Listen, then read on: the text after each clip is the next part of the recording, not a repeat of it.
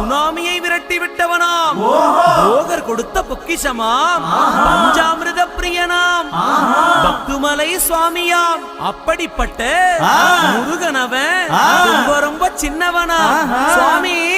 சின்ன சின்ன முருகைய சிங்கார முருகைய கொஞ்சி கொஞ்சி தமிழ் பேசும் செந்தில் வடிவேலனவ.